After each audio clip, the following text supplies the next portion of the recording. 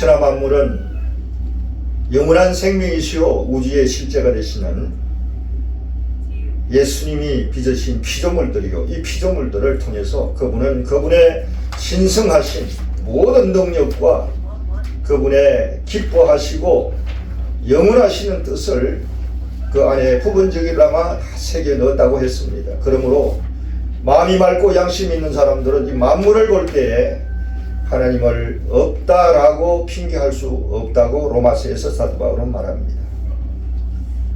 이날 아침에 우리 주 예수님을 우리의 하나님으로, 우리의 구주로 깊은 마음 속에서 또 그분을 만나고 경배하기를 원합니다. 다 함께 묵도 드리겠습니다.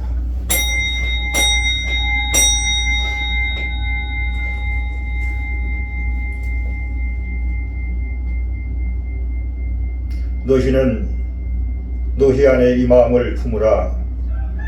곧 그리스도 예수의 마음이니 그는 근본 하나님의 본체이시나 하나님과 동등됨을 취할 것으로 여기지 아니하시고 오히려 자기를 비어 종의 형체를 가져 사람들과 같이 되었고 사람의 모양으로 나타나셨음에 자기를 낮추시고 죽기까지 복종하셨으니 곧 십자가에 죽으심이라. 이러므로 하나님이 그를 지극히 높여 모든 이름 위에 뛰어난 이름을 주사 하늘에 있는 자들과 땅에 있는 자들과 땅 아래에 있는 자들로 모든 무릎을 예수의 이름에 꿇게 하시고 모든 입으로 예수 그리스도를 주라 시인하여 하나님 아버지께 영광을 돌리게 하셨느니라. 아멘. 존귀하시고 우리와 가까이 계시는 하나님, 주 예수님께 시간 감사와 찬미와 경배를 드립니다. 주님은 우리의 참된 유월절 어린 양이 되시고 유월절 자체가 되심을 감사합니다. 또 하루의 유월절이 되시고 이 새벽에 시작이 되시는 주님이 우리와 함께 계시고 우리 안에 계심을 인하여 감사와 찬양을 드립니다. 지난밤에도 잠잘 때 보호하여 주시고 새벽을 깨워 주님을 만나는 시간을 주신 것을 감사합니다.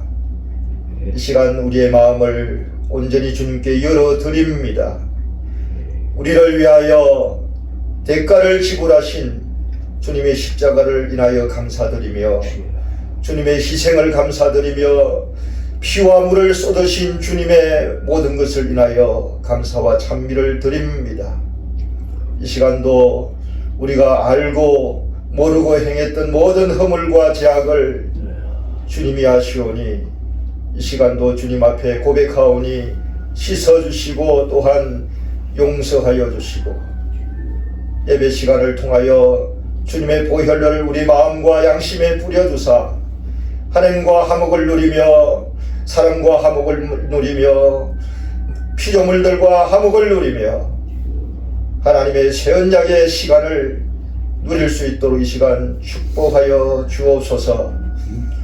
우리의 영과 혼과 몸을 온전히 주님께 의탁드리옵고 주 예수님의 이름으로 기도드립니다. 아멘. 36장입니다.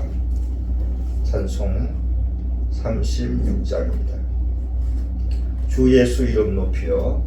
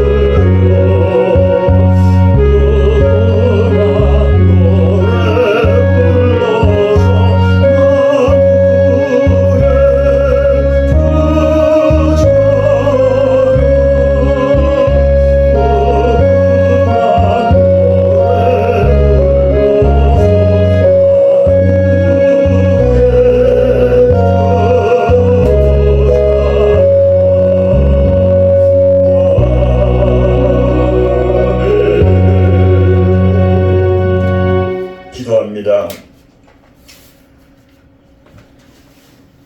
이 땅에는 죽음과 전쟁의 소문이 날로 날로 흉흉합니다. 주님, 지금 이 시간도 안과 밖으로 전쟁과 시기와 모략과 사망과 죽임이 난무하고, 지금 이 시간도 주님께서는 주님의 자녀들을 통하여, 주님의 대언자들을 통하여 여전히 깨어 계시며 역사하고 계심을 압니다. 여전히 주님의 보혈이 필요하고 주님의 십자가가 필요하고, 십자가의 주님, 보혈의 주님, 용서하시는 주님, 자비로우신 주님, 품으시는 주님으로, 씻으시는 주님으로, 새롭게 하시는 주님으로, 세우시는 주님으로 주의 종들을 예비하며 하나님의 자녀들을 자라게 하시며, 주께서 주신 로고스의 말씀을 통하여 다시 한번 무릎 꿇는 자들에게 다시 한번 살아계신 말씀으로 역사하시어 이 땅에 주님과 함께 동력하게 하심을 감사합니다. 이 작은 곳에서 여전히 우리와 함께 하시고 보좌의 크신 권능과 능력과 권세로 임재하시며, 내 말이 영이요 생명을 하신 그 주님께서 동일한 방식으로 이 시간도 말씀하시고 함께 하심을 인하여 감사드리며 경배드립니다.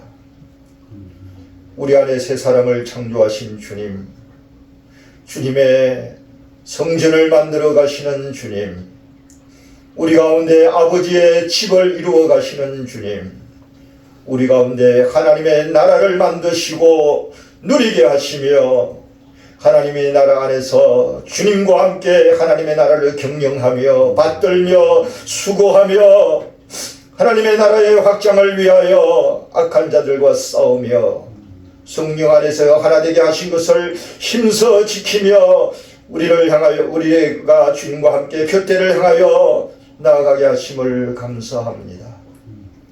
우리가 알고 있는 것, 우리가 행했던 것, 모든 것을 주님 앞에 이 시간 내려놓고 다만 의리와야 같은 마음으로, 순결한 마음으로 주님 앞에 무릎을 꿇습니다. 이 시간 주님 자신을 우리 마음과 우리의 혼안으로 공급하여 주시고, 우리의 것이 아닌, 나의 것이 아닌 온전한 주님의 것으로 이 시간 먹이시고 입혀주시고 새롭게 하여 주시기를 기도합니다. 주님을 더 사랑하기 원합니다. 주님의 행하시는 것과 하나 되기 원합니다. 주님의 기쁨과 목적과 뜻과 나의 모든 전 존재가 하나 되기를 사모합니다. 주여 긍휼을 베푸시고 은혜를 더하소서. 주의 기쁨을 이 자리에 나타내소서. 그리하여 우리의 경배를 받으시고 우리를 사용하시며 악한 자를 꾸짖으시며 하늘의 아버지의 뜻이 하늘에서 이루어진 것 같이 이 땅에 오늘도 이루어지게 하시고 이 예배 시간에 이루어지게 하여 주시고, 우리의 가슴 속에 우리의 주님의 성전이 이 몸 세포 속에서 주의 임재와 주의 나라의 건세가, 생명이 또한 회복되게 하여 주옵소서. 오늘 우리에게 주신 하나님의 분기, 그리스도의 분기설 찾아서 누리고 경작하며 나누며 전진할 수 있도록 오늘 하루를 또한 주님께 맡깁니다. 우리는 사탄을 반대합니다. 어둠의 세력을 반대합니다. 대적자를 대적합니다. 미혹한 자를 거절합니다.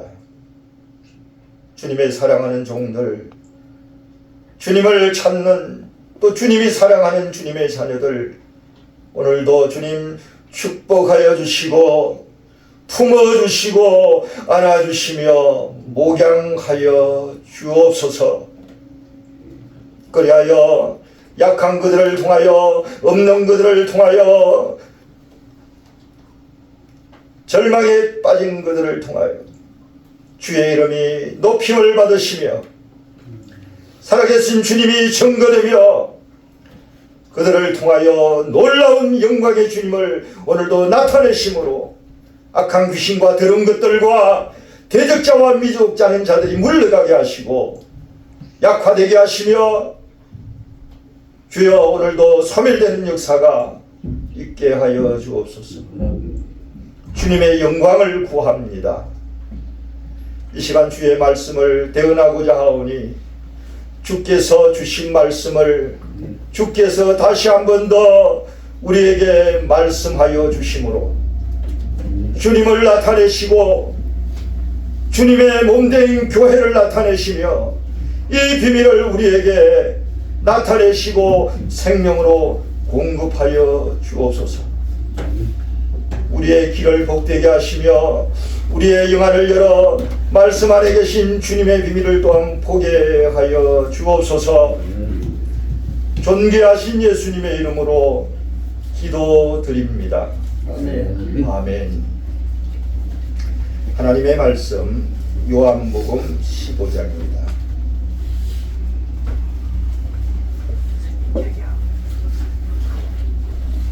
하나님의 말씀 요한복음 15장입니다.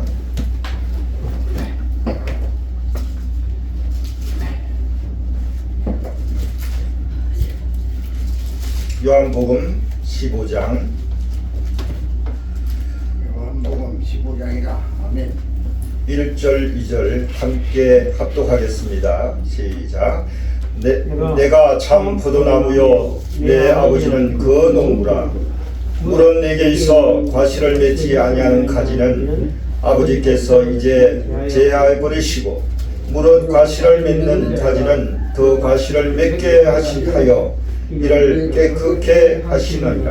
아멘. 4절입니다. 내 안에 거하라 나도 너희 안에 거하리라. 가지가 포도나무에 붙어있지 아니하면 절로 과실을 맺을 수 없음같이 너희도 내 안에 있지 아니하면 그리하리라. 5절입니다. 나는 포도나무요 너희는 가지니 저가 내 안에 내가 저 안에 있으면 이 사람은 과실을 많이 맺나니 나를 떠나서는 너희가 아무것도 할 수 없음이라. 6절입니다. 사람이 내 안에 거하지 아니하면 가지처럼 밖에 버리워 말라지나니 사람들이 이것을 모아다가 불에 사르느니라. 계속 읽습니다. 너희가 내 안에 거하고 내 말이 너희 안에 거하면 무엇이든지 원하는 대로 구하라. 그리하면 이루리라. 너희가 과실을 많이 맺으면 내 아버지께서 영광을 받으실 것이요 너희가 내 제자가 되리라. 아버지께서 나를 사랑하신 것 같이 나도 너희를 사랑하였으니 나의 사랑 안에 거하라. 내가 아버지의 계명을 지켜 그의 사랑 안에 거하는 것 같이 너희도 내 계명을 지키면 내 사랑 안에 거하리라. 내가 이것을 너희에게 이름은 내 기쁨이 너희 안에 있어 너희 기쁨을 충만하게 하려 함이니라. 내 계명은 곧 내가 너희를 사랑한 것 같이 너희도 서로 사랑하는 이것이니라. 아멘. 14장입니다. 앞에 가서 14장 1절부터 아멘 6절까지 읽겠습니다. 합독하겠습니다. 너희는 마음에 근심하지 말라. 하나님을 믿으니 또 나를 믿으라. 내 아버지의 집에 거할 곳이 많도다. 그렇지 않으면 너희에게 일렀으리라. 내가 너희를 위하여 처소를 예비하러 가노니 가서 너희를 위하여 처소를 예비하면 내가 다시 와서 너희를 내게로 영접하여 나 있는 곳에 너희도 있게 하리라. 내가 가는 곳에 그 길을 너희가 알리라. 도마가 가로되 주여 어디로 가시는지 우리가 알지 못하거늘 그 길을 어찌 알겠사옵나이까. 예수께서 가라사대 내가 곧 길이요 진리요 생명이니 나로 말미암지 않고는 아버지께로 올 자가 없느니라. 아멘. 말씀의 제목을 포도나무 비유 그리스도와 교회 이렇게 정했습니다. 주님께서 이 땅에서 사람으로 출생하셔서 죄는 없으시지만 죄의 형태의 몸을 입으시고 30년을 사셨습니다. 동생들도 있고 어머니 있고 아버지도 계시고 그때 당시에 목수의 일을 했다고 그랬는데 또 어떤 문헌에는 목수가 아니고 석공이었다고 말을 합니다.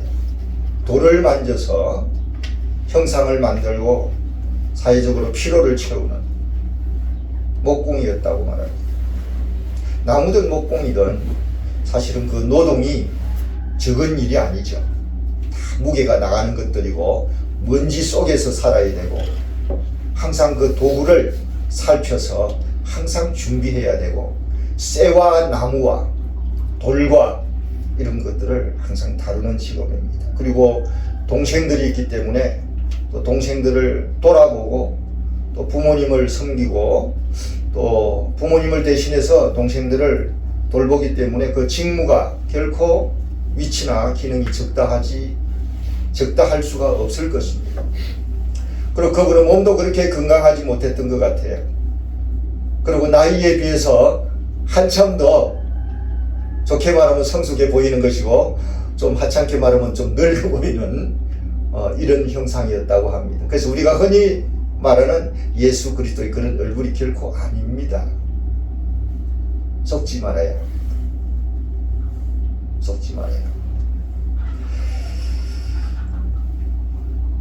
이 말씀은 주님이 33년의 공생애를 거의 마치실 즈음에 주님이 잡히시기 얼마 전에 제자들에게 이제 마지막으로 정말 그분께서 살아생전 제자들에게 하나님께서 이루시고자 하시는 새 언약의 그 실제 부분을 지금 밝혀서 그 비밀을 말씀하시는 구절입니다. 솔로몬의 성전을 헐어라. 내가 3일 만에 세울 것이다. 수많은 종교인들에게 선포했습니다. 그들이 이해하지 못했습니다. 주님은 하나님의 하나님의 집, 하나님의 거처인 자기의 육체를, 자기의 몸을 말한 것이죠. 왜 이게 너무나 중요하냐 하면은 요한복음 1장에 보면은 태초에 말씀이 계셨습니다. 말씀이 무엇입니까? 말씀은 신비하시고 영원하시고 엄청나신 그분이 이 피조물 세계에 표현되신 겁니다.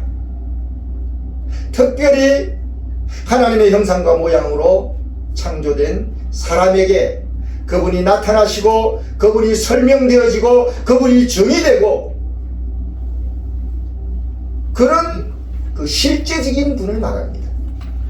단순한 설명을 말하는 것도 아니고 단순한 존재성을 말하는 것이 아닙니다. 존재성이 살아서 사람에게 설명돼서 사람에게 교감을 갖고 연합을 할 수 있는 이런 표현이 된 것을 말씀이라고 얘기합니다. 레마의 말씀이죠. 그것을 기록한 것을 로고스 말씀이라고 합니다. 네. 태초에 말씀이 계십니다.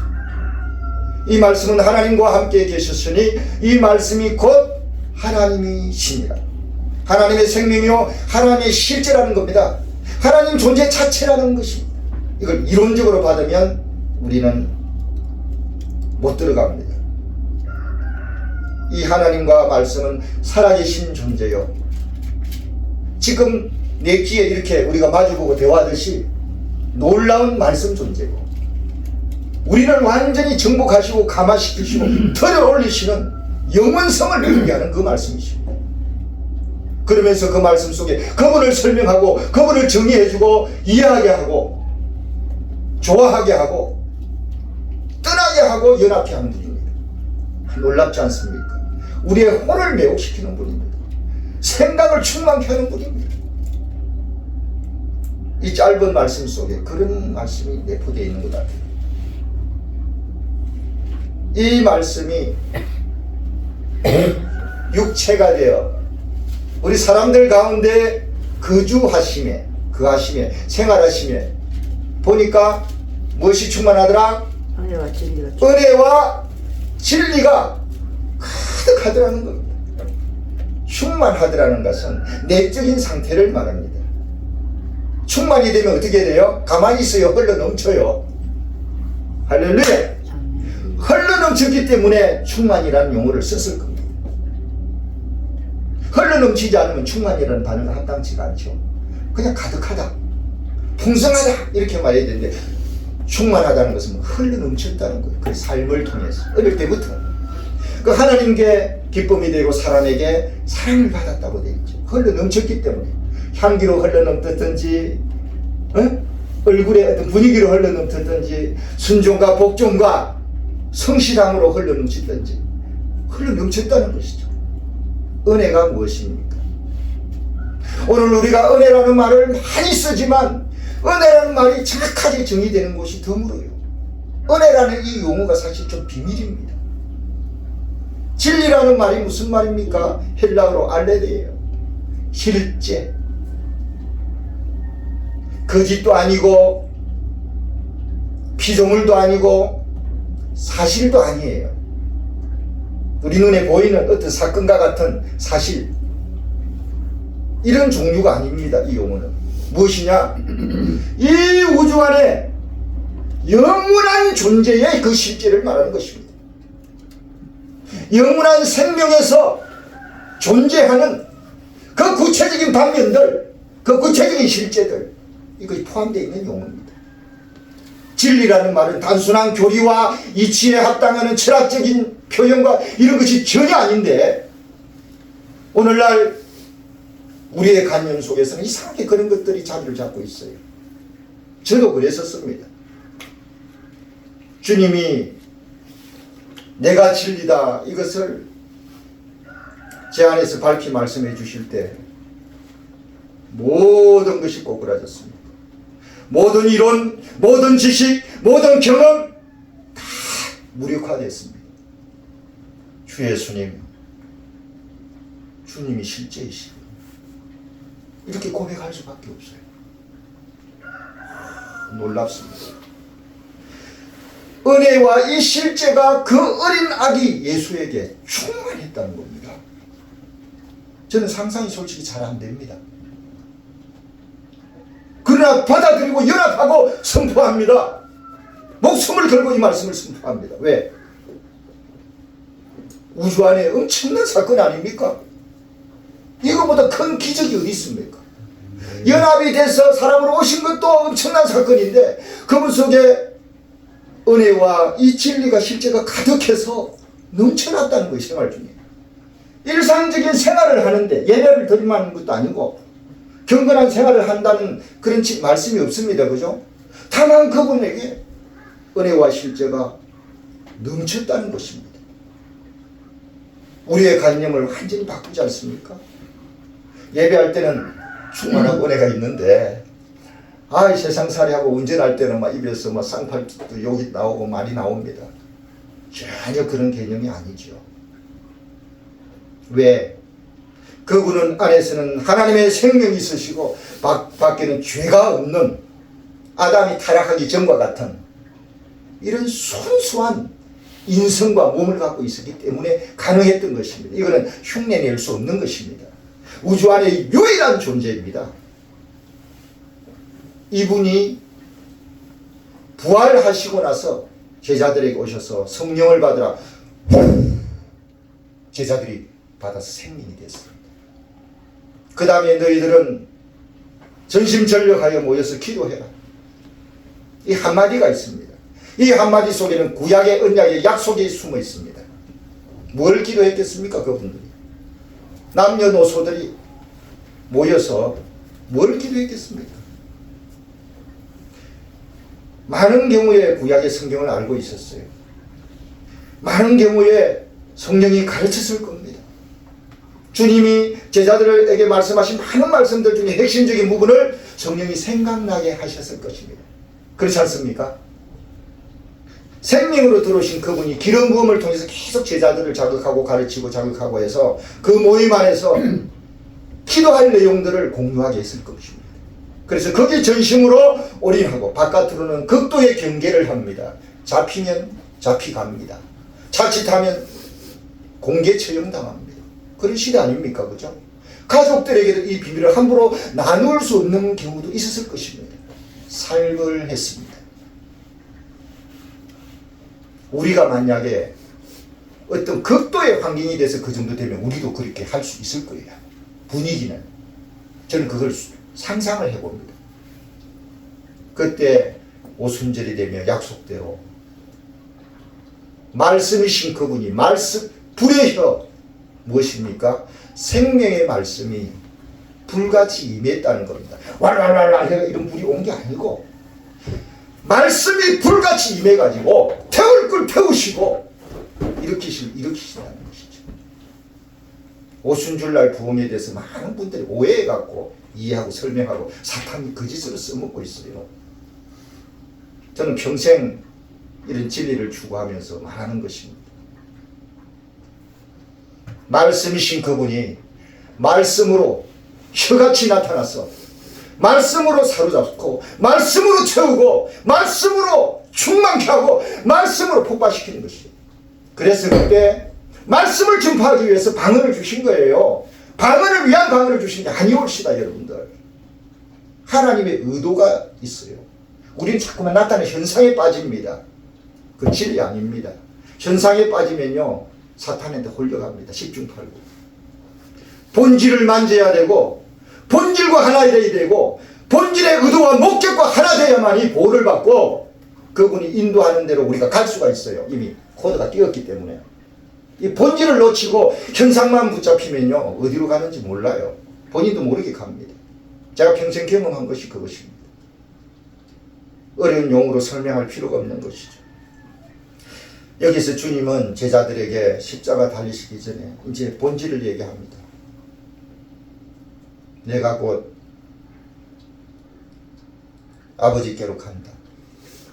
집을 마련한다. 그 처를 위해서 내가 간다. 그러면 내가 있는 곳에 여러분들 같이 있을 것입니다. 굉장히 그 엄중한 말씀이 합니다. 이 살벌한 분위기 속에서 제자들과 3년 반을 걸어왔는데 이제 떠난다는 겁니다. 제자들이 이제 굉장히 불안하죠.